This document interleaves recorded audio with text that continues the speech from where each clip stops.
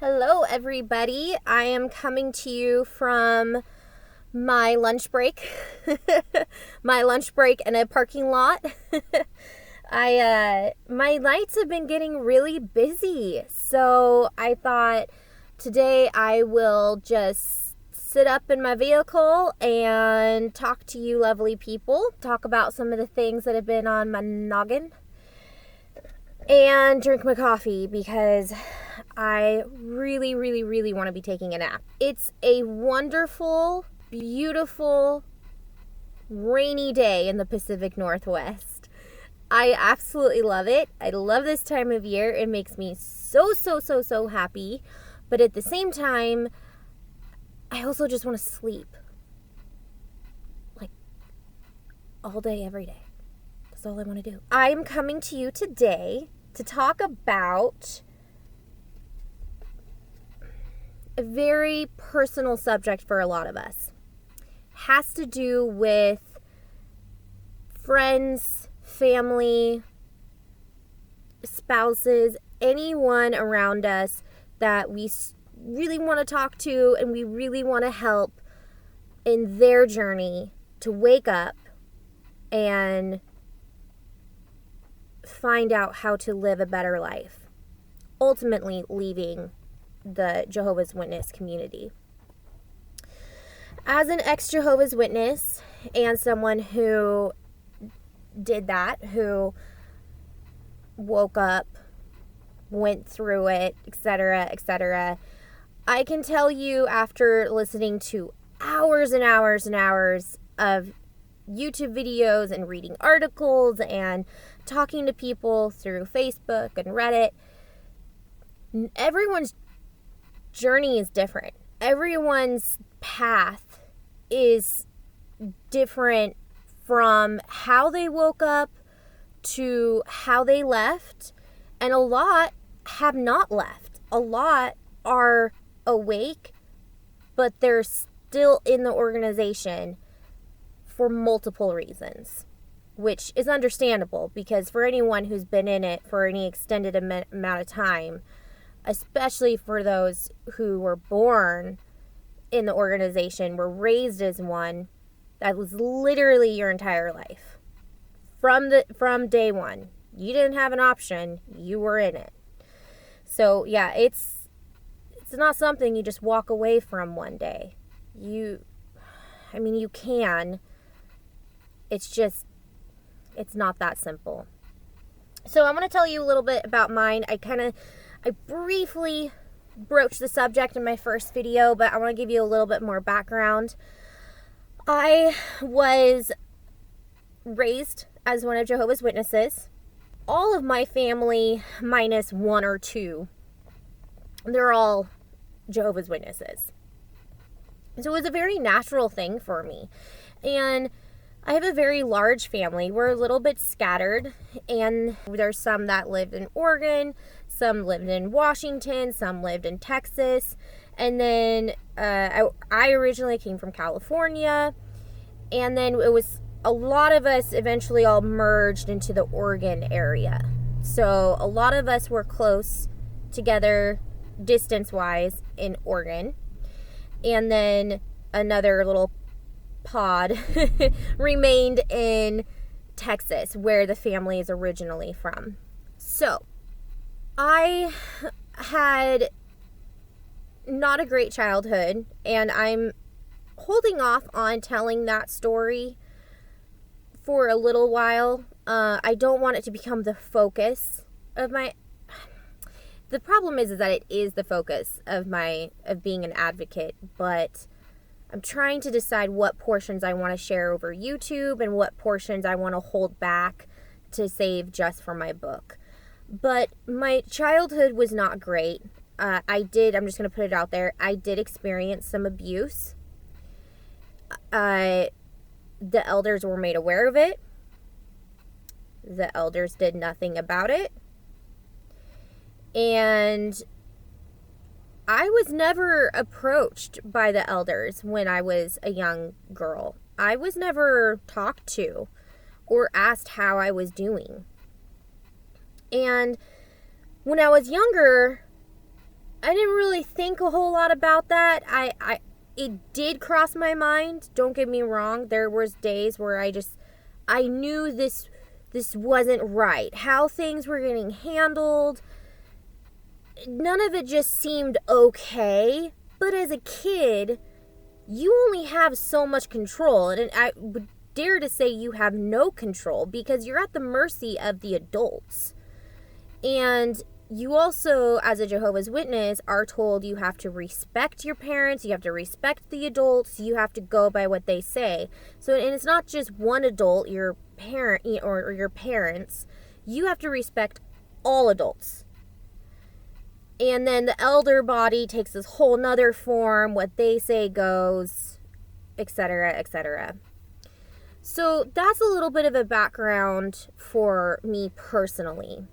Raised as one, kind of a tough childhood, went through some things that I wouldn't wish on my worst enemy. I did struggle through my teenage years.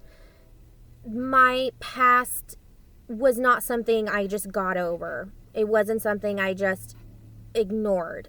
It affected me in many ways. I dabbled in drinking and would go out partying and would sneak out and et cetera, et cetera. So, I had my little rebellious stage. And then I got married at a really young age. That fixed some things, made some things worse.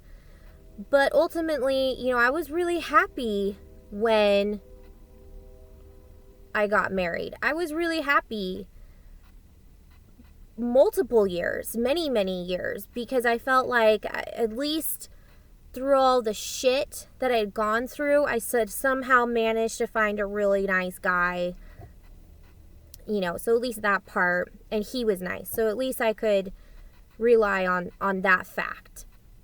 Eventually, though, years passed and that wasn't enough. It got to the point where I became very angry. And not just, upset is not the right word. Frustrated, that's all true and correct. But I was legitimately angry. I wanted answers. And so I broached the subject. I brought it up. And it took a lot of time for me to get to that point. Unfortunately, and I'm not going to go into those details, unfortunately, that didn't go the way I'd hoped it would. I didn't get the answers I wanted. So it kind of led me to a position where I stayed angry. I stayed upset. So that's my background. The actual chemo, waking up, leaving portion. I did not have a clarity moment of waking up. It was not a one day in and one day, oh my God, I'm in a cult. I didn't have that. This was a very gradual process for me. It started with one thing, and then it led to another, and then it led to another. And honestly, where it started, where it absolutely began, has always come back to the verse, God is love. Jehovah's Witnesses, they always come back to that, right? They always say, well, God is love. Why does, they have the subjects, the best sellers. Why does God allow suffering and pain? Why does God allow death? And they have all these scriptures to answer that, and then they always come back to God is love. And they never really sold me on any of those answers or responses, because when they always went back to God is love, for me, that trumps everything else. If God is love, which they talk about and they say he is love, if God is the epitome of love, you don't allow that sort of pain and suffering, because you yourself wouldn't be able to handle it. If you love your children. You are love, so you know that power of love. And if you love your children that much, how would you be able to sit and watch them suffer? And I don't just mean kind of suffer. I mean suffer. Decades of famine, floods, murders, the Holocaust. How in the world did you sit by and watch the Holocaust? Mental health, suicides.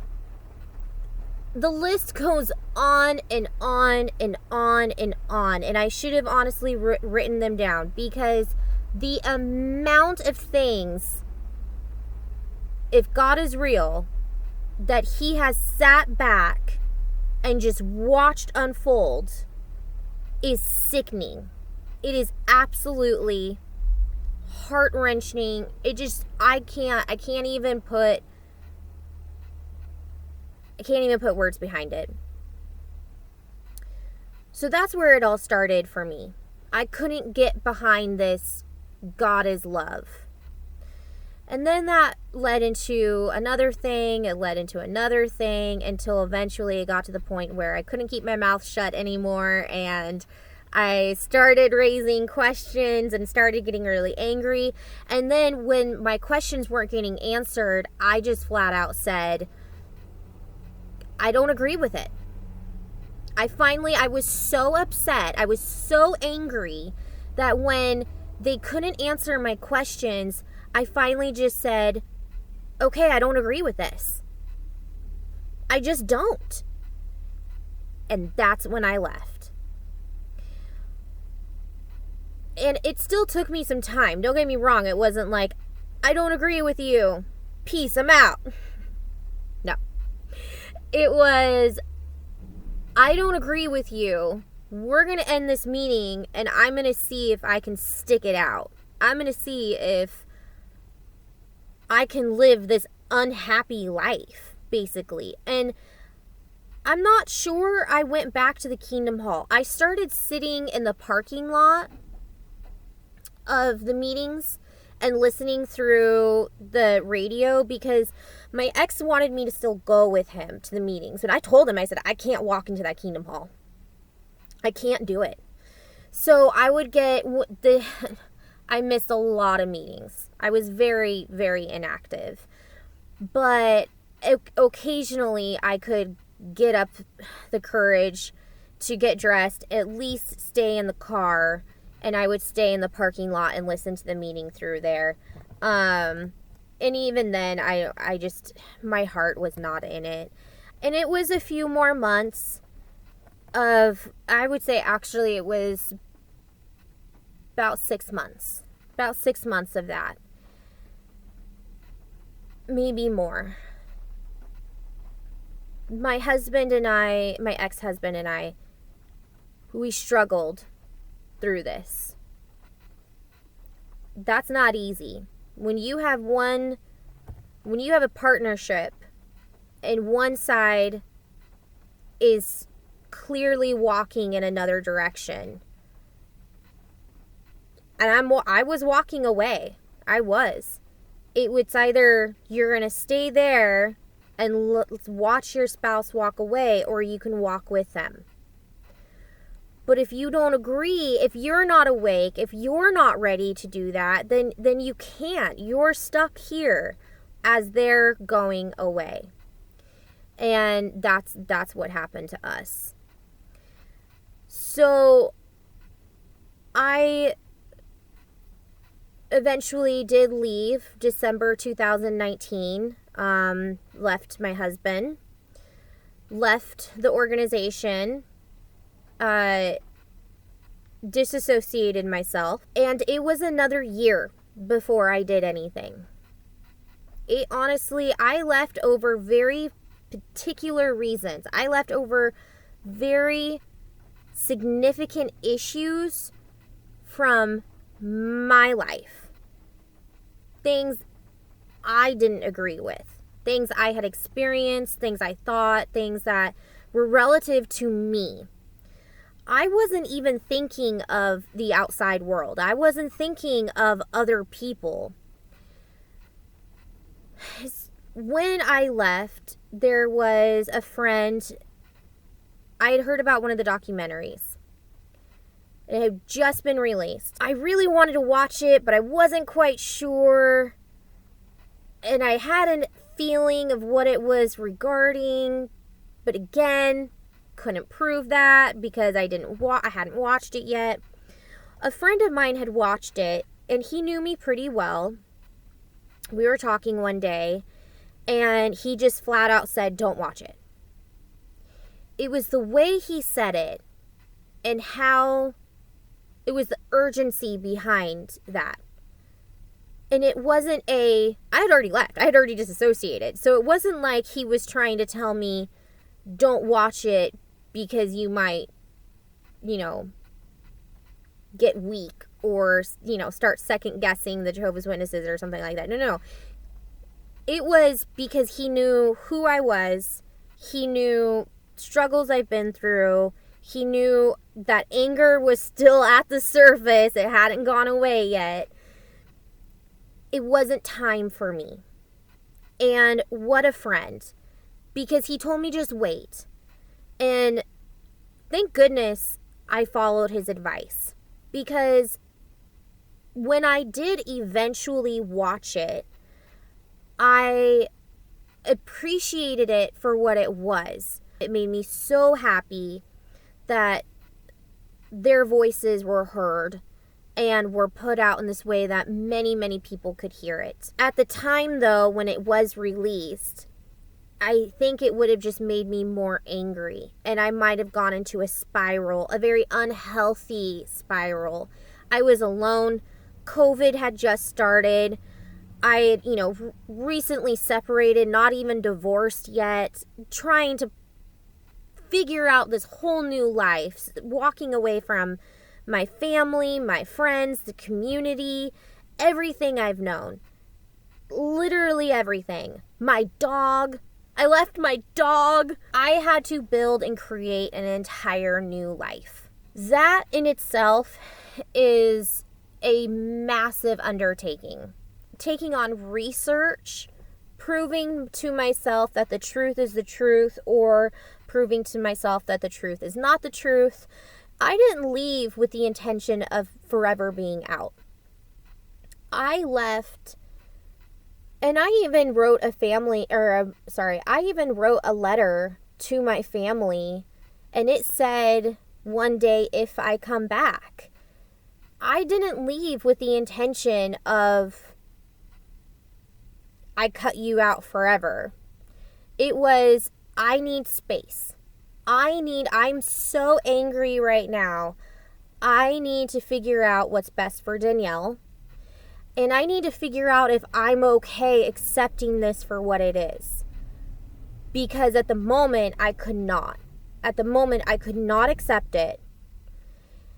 And so therefore, I had to take a step back and reevaluate. I gave myself almost a solid year. And then I slowly started looking at things. It was one of the documentaries. One of the documentaries was the first thing I saw. Lloyd Evans was a participant, and his book title, flashed on the screen at the end of the thing, and I looked him up, and I remember watching just one video. I think it was just one. And from there, it led to Reddit. Started getting a little more courage. Watched a couple other videos. The Australian, whatever it's called. Watched that. That was unique.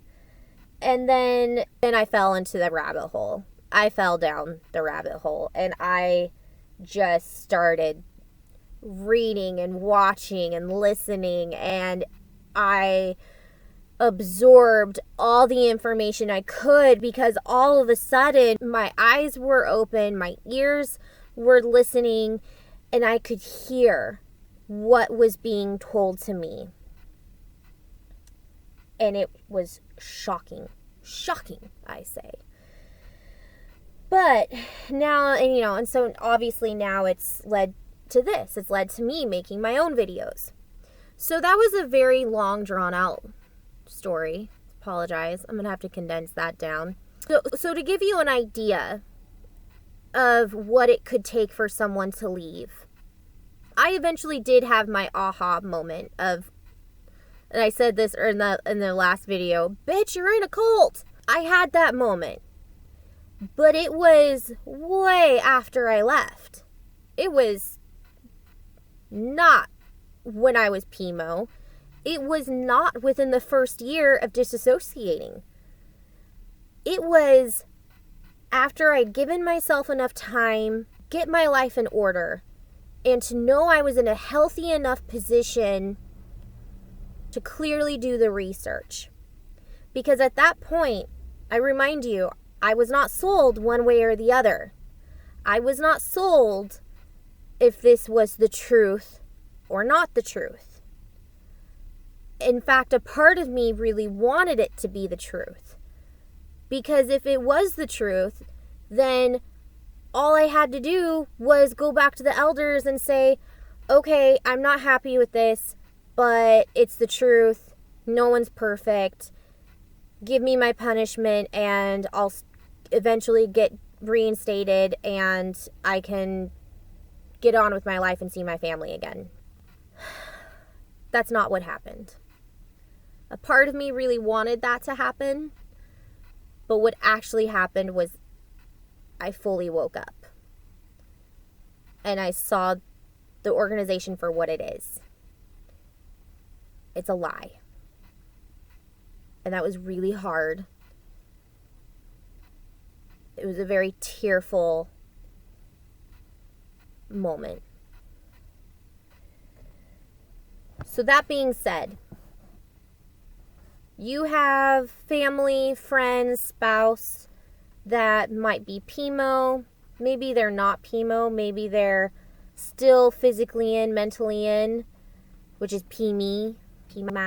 If that is the case, please just be aware that you can't shove down their throat the fact that this is a doomsday cult. Okay? That might work on one or two people.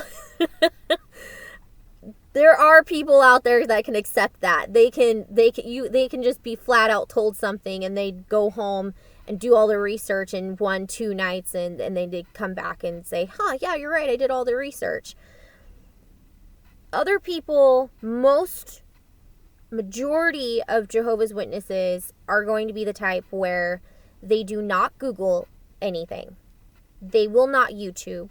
They will not watch these documentaries.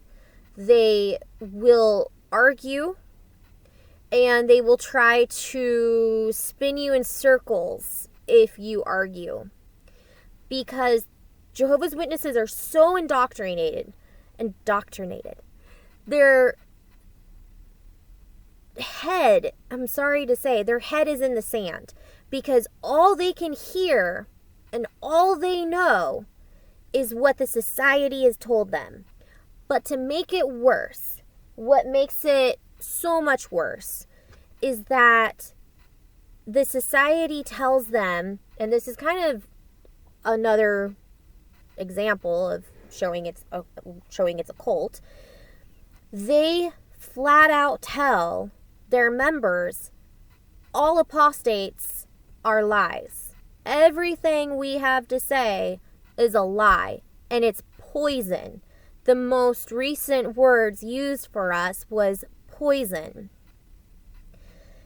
So we lie and we're poison. You really think someone's gonna just take your word for it? No, they're going to argue it. But what's worse is that they're not just arguing it, it's like they're arguing it doing this. La la la la la la la la la. And they refuse to do any research. I know, because I was one of them. I think part of the fear for a lot of Jehovah's Witnesses is if they do the research, they're going to find out something they don't want to know. And that's really scary when your entire life is absorbed in this organization. So they're holding themselves back on purpose. Whether it's intentional or not intentional, subconscious, whether it's a subconscious reaction, they are purposefully holding back because they're not ready to take that step. And you have to respect that. You have to respect their path, their journey. Give it time. Don't give up on them, because if they're still in contact with you, if you still have an open line of communication, even if it's just every once in a while, by all means, keep that. Don't throw it away, because they will need you at some point, whether they know it or not. They will need someone to go to if they have a really difficult question and they can't question anyone else. So keep that open line of communication, but try not to suffocate them with a bunch of facts and figures. And I know it's hard, because that's the one thing that us apostates have on our side. We have facts and figures. We have the societies, we have the Jehovah's Witnesses literature to back up all these things, all these subjects. They're not lies. It's not poison. It's based on factual evidence. But again, what do Jehovah's Witnesses do?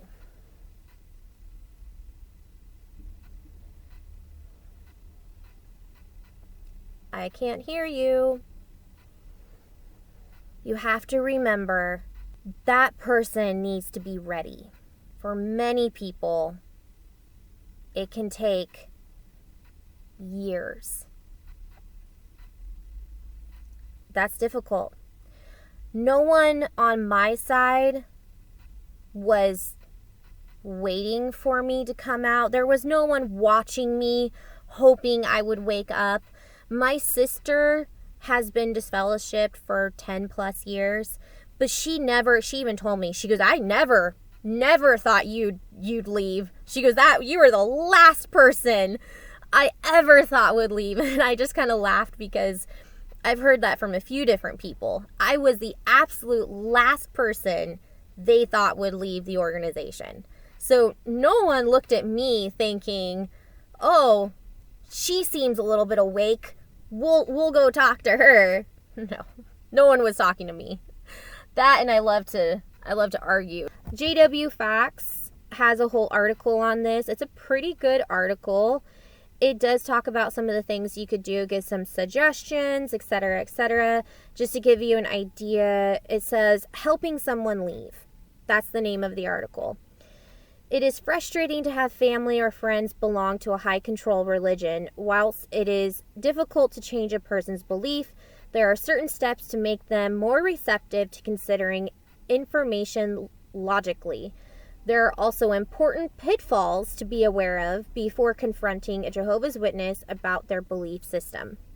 So that's on jwfacts.com. You are attempting to assist a person that is constantly being subjected to standard mind control techniques.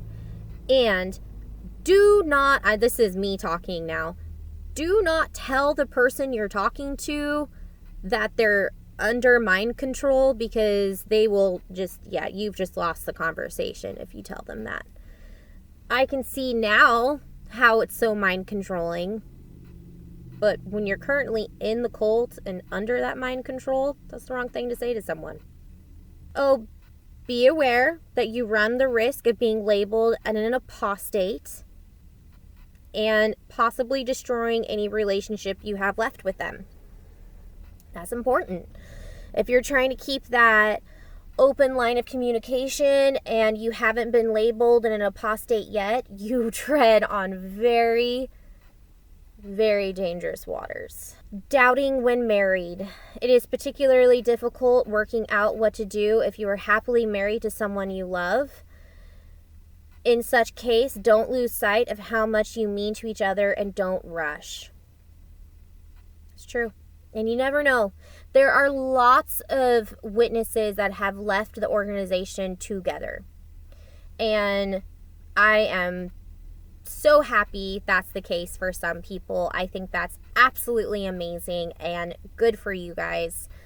I hope your marriages just became fuller and happier afterwards. But that is not an easy thing to do. So be mindful. If it's your spouse, take your time. Have that patience. Lots and lots and lots of patience.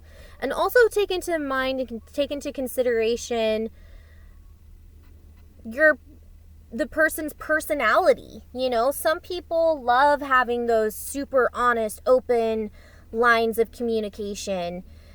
And you can be a little bit more brutal in the way you say something.